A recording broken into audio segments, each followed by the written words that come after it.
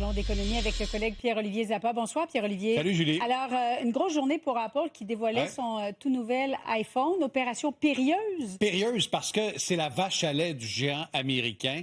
C'est un des téléphones les plus vendus dans le monde.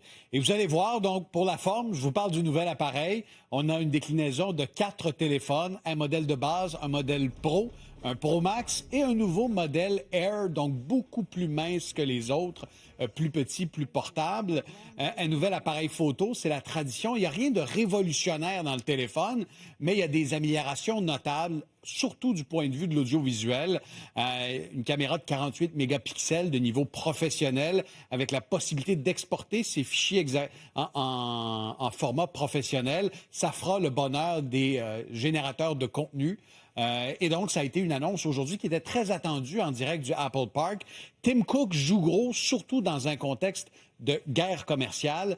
C'est un téléphone, on verra s'il réussira à rivaliser avec les Google Pixel de ce monde et les modèles chinois également sur le marché asiatique, Julie. Oui, qui prennent de l'avance sur l'intelligence artificielle. Et tu le disais, c'est la vache à lait d'Apple, mais ça coûte plus cher le fabriquer parce qu'il est fabriqué en Chine et il y a les fameux tarifs douaniers de Trump. Il y a les tarifs douaniers. Chose qui m'a étonné aujourd'hui, pas de hausse de prix majeure pour le iPhone. Il y a un seul modèle sur les 4 qui va augmenter de 100 $. Mais quand on dit une vache à lait, là, plus de la moitié des revenus d'Apple proviennent de la vente de iPhone, l'équivalent de plus de 200 milliards de dollars chaque année. Mais on le disait, le iPhone, il est fabriqué où? À Shenzhen, en Chine, et en Inde désormais.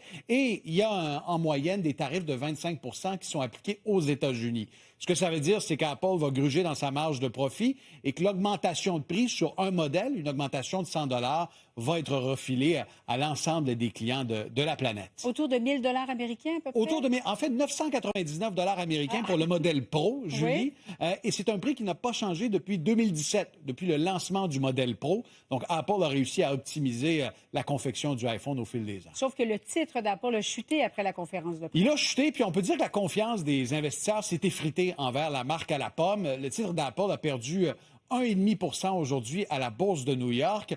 Et au fil des derniers mois, plusieurs investisseurs, Warren Buffett notamment, ont liquidé une partie de leur position dans le titre. Warren Buffett, au deuxième trimestre de l'année en cours, a vendu l'équivalent de 20 millions de dollars d'actions d'Apple, notamment parce que le géant a de la misère avec l'implantation de l'intelligence artificielle. Il est à la traîne, il est en retard. Et si on regarde notre dernier tableau, c'est la valeur de Apple sur les marchés.